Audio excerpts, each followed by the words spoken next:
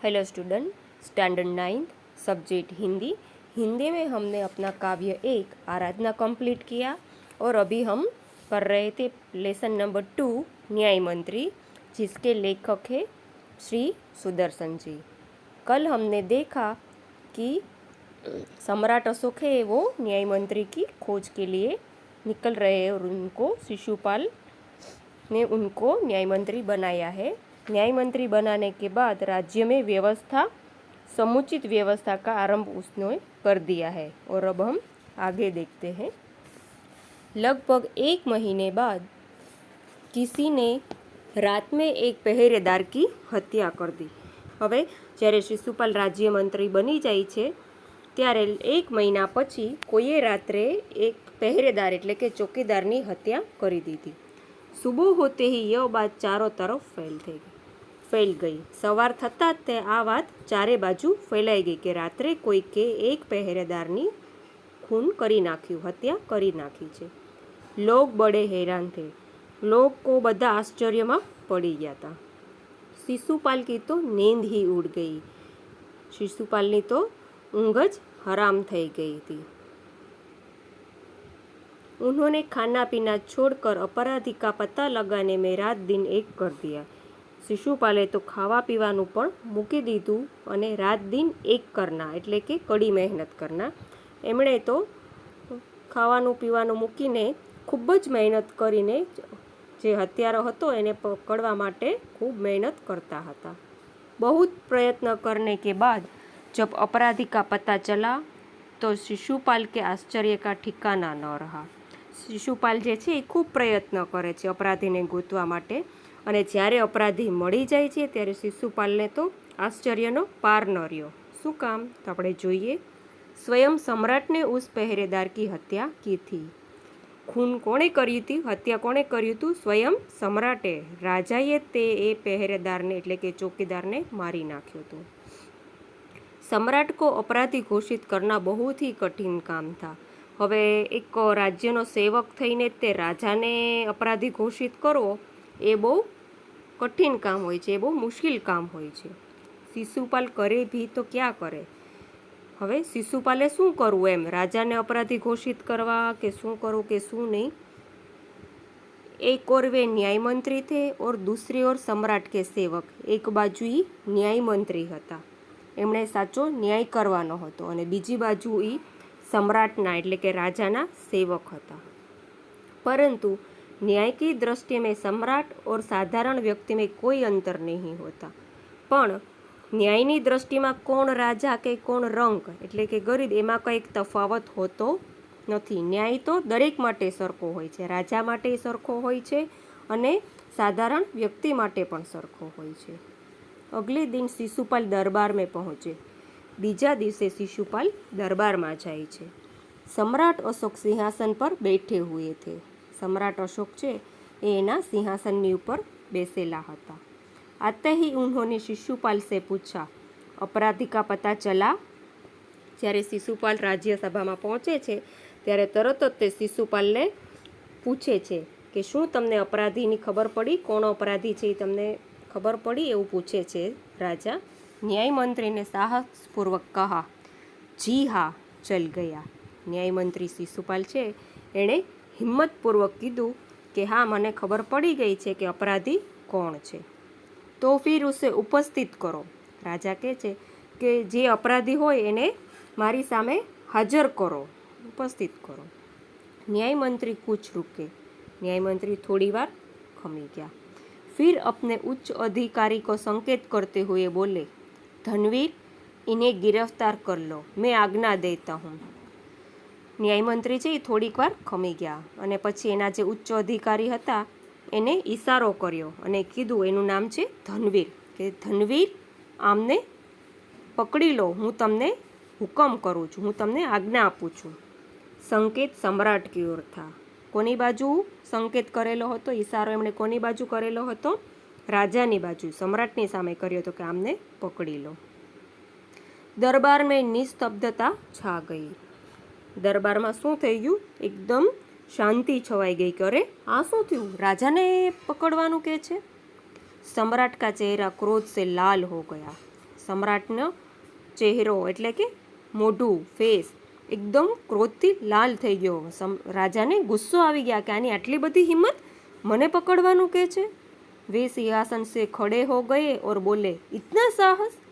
સમ્રાટને ગુસ્સો આવી ગયો. ગુસ્સાના હિસાબે એનું મોઢું લાલ લાલ થઈ ગયું અને સિંહાસન ઉપરથી ઊભા થઈ ગયા અને બોલા કે આમનામાં આટલું બધી સાહસ, આટલી બધી તાકાત, એમની આટલી બધી હિંમત.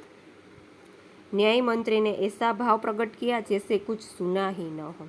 ન્યાય મંત્રી જે શિશુપાલ છે એમણે મોઢાના હાવભાવ એવું દેખાડ્યું કે જાણે એમણે કાંઈ કશું સાંભળ્યું જ ન હોય. ઉન્હોંને અપને શબ્દો કો ફિર દુહરાયા. ન્યાય મંત્રીએ ફરીવાર એમના શબ્દો રિપીટ કર્યા.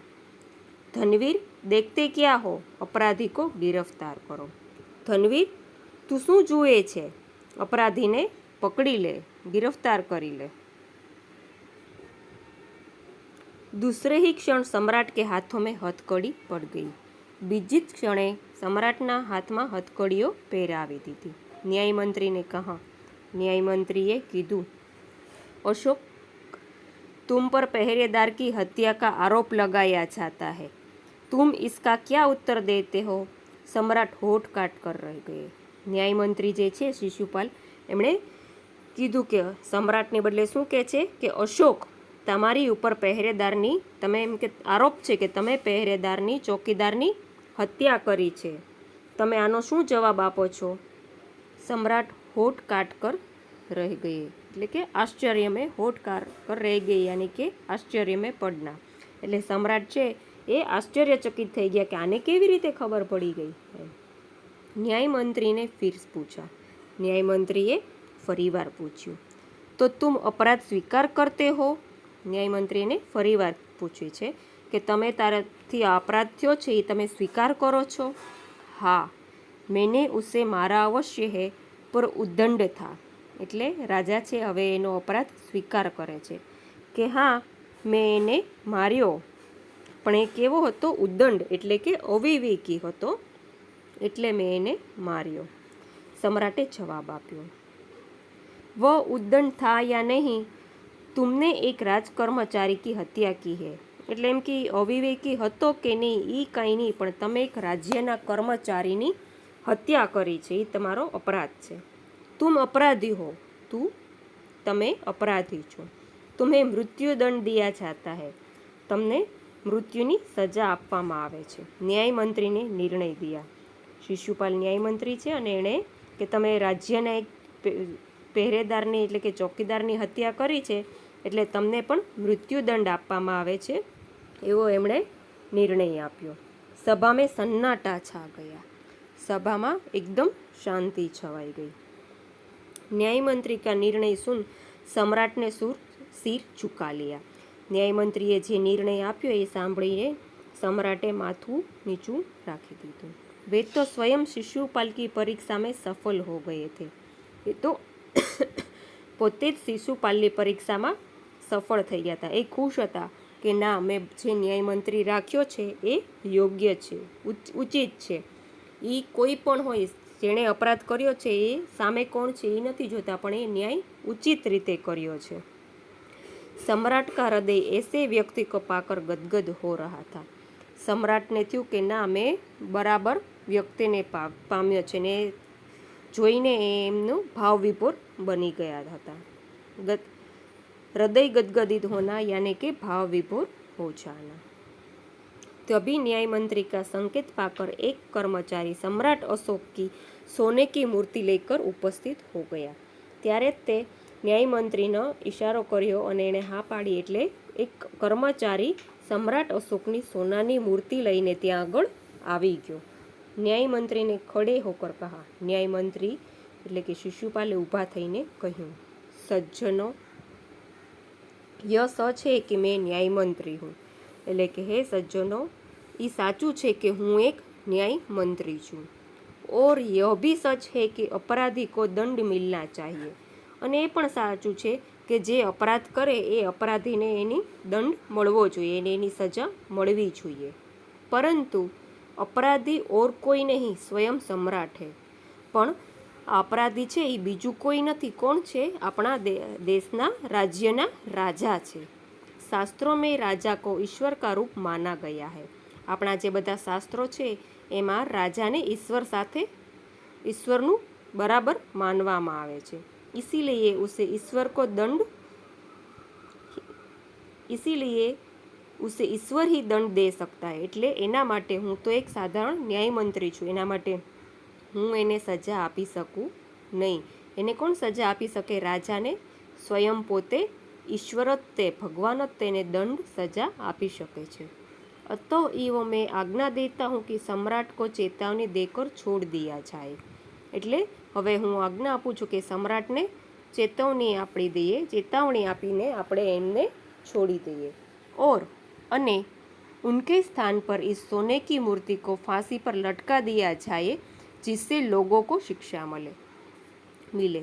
અને એના બદલામાં આપણે આ જે સમ્રાટની સોનાની મૂર્તિ બનાવી છે એને આપણે ફાંસી ઉપર લટકાવી દેશું, જેના હિસાબે માણસોને પણ એક શિખામણ મળે, શિક્ષા મળે કે ના, અમે કોઈ પણ ભૂલ કરશું તો અમને એની સજા મળશે।